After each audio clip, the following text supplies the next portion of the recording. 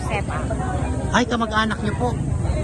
Bakit po, Gawa ng lolo ko, magpinsang buo sila. bakit po lumantad kayo ngayon dito at sumama sa rally? Wala na akong alagang maliliit. Talagang grabe po yung pagsuporta natin sa ating Pangulo. Ay, opo. Ano nga ba ang panahon ni Ferdinand E. Marcos? Abay, napakaganda. Wala nang naiahamping pang Pangulo sa kanya.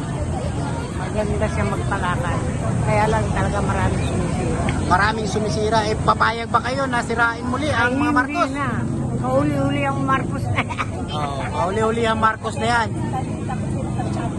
Baka, malay nyo naman, maabutan nyo pa yung pangalawang Marcos na uupo. Apo na. Apo na. Apo na ni Bongbong. Nanay, mensahe nyo na lang sa ating Pangulo. Sana magtagumpay at laging malakas siya para ipaglamang kaming mahihirap. Salamat, nanay, ha? O, ikaw naman. Nanay, halika rito. Loyalista. Dali. Nanay. O, ano ang ating panawagan sa ating mahal na Pangulong Bongbong Marcos? Mahal na Pangulong Bongbong Marcos, sa yung kabaitan, binabalahunan na kayo ng nakarang administrasyon. Kaya kailangan siguro bumalik tayo sa poder ng ICC para matigil na itong kaguluhan ito. Lagay pinagbibintangan kung sumpataskill kayo. Kaya kailangan siguro ito, kailangan lang bumalik. Diba? Kasi para matahimik na ito, dahil po ng ICC, wala, naniniyasa sila. Sobrang kabaitan ni Pangulong Marcos. Kung iba-iba na upo, maka may kalalagyan sila. Ang sabi dito sa aking comment section, mag-resign na daw Marcos. Bakit? May sapat pa silang dahilan? Anong dahilan? Maganda ang ginagawa ni Bongbong. Kaya nga sila pag ng rally, may mga dumadalo ba? Wala. Kasi nakikita nila ang gandahan, pamamalakad ni Pangulong Marcos. Lahat ng programa, inaasikaso yan. Oo, yung sa agricultural, yung tinawag para tayo magutom. Nagawa ba nila yan? Hindi. Hanggang dulo nyo po ba ipaglalaban ang ating mahal na Pangulo? Kaya nga kami nandito na naman. Matanda na ako, nag-upisa 35 years old, ngayon 73 na ako.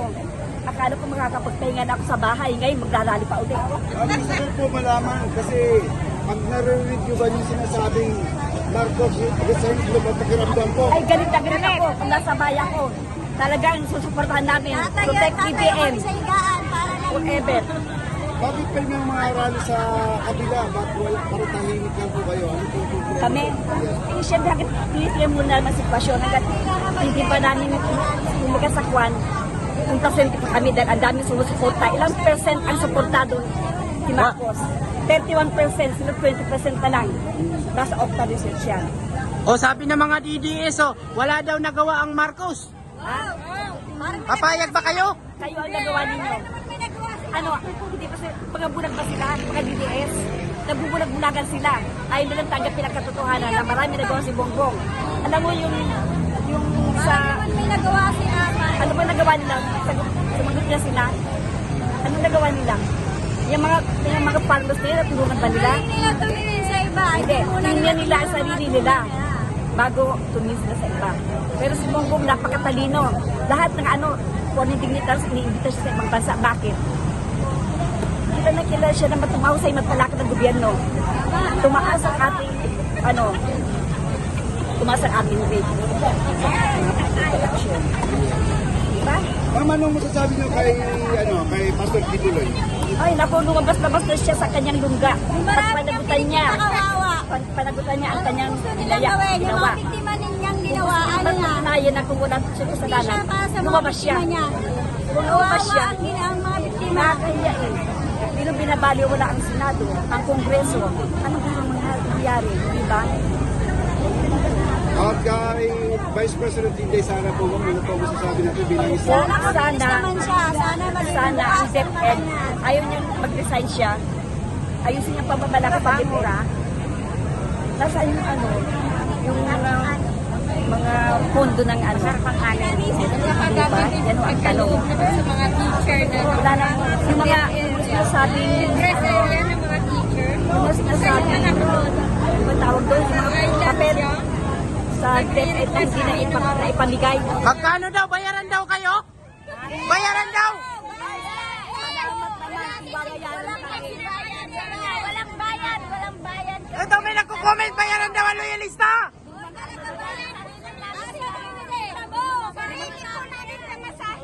Lumagtugtugin na yan. Ginagalit talaga ang loyalista, oh! Hindi kami nagagalit. Hindi kami napitikon. Kaya lang pinapaliwanag namin na ang aming karapatan. Dito, para alam mo. Huwag niyong galitin ang loyalista. Talagang solid na sumusuporta yan. Hindi pa kami lumalabas ha. Yung mga minority, majority, silent majority, hindi pa lumalabas yung mga kasama namin. Oh, silent majority. 1986, never kami naka-receive ng bayan. Naawa ng bayaran. Sa kanya, kasama ng sipong bayad. Wala kaming bayad yan. Singkong biling. Ang sabi rin nila ma'am, nakahakot na kayo. Hindi po kami Ito naghahabol. nga, wala pang panawagan to. Kami pumunta dito. Wala pang panawagan dito mula dito. Sa balitaan, sa bali-balita lang. Wala pang panawagan niya na. Sila agad pa. Hindi ibig sabihin, hindi pa talaga majority ito. Natural, hindi. May sa katiting wala pa ito. Oh, eh kung sakali magsama-sama, sigurado. Pinakailangan mga dilawan kasama na rin dahil maganda ang programa ni Bongbong. Oo. Pakita si Vico Soto, hindi yung sa Pasig. Dati agad siya, di ba? Ngayon, mapapur na kasi maganda ang ginagawa eh. Bago sa taong bayan. Mamaya, may darating pa. May darating. Marami pang darating. Ang layo nga kasi nito. Oh, nanay, salamat po ha. Ayan. Naririnig niyo ba ako? Oh, may nakakarinig ba dyan? Sa mga loyalista? Bayaran ba yung loyalista?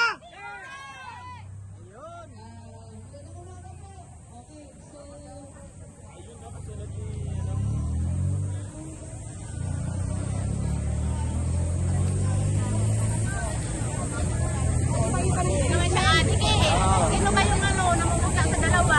Siya? Sino nangingitin ang mukha? Nancy kasi? Malaman niyang ayaw ng taong bayan sa kanyang ginagawa. Boycott yung mga pelikula ni Robin. Boycott! Tayo Boycott! mga bigote ni Senator Robin. Oo, yung suporta niya, sayang naman. Ay, may nag-comment dito, mga bayaran daw kayo. Naghahakot daw kayo.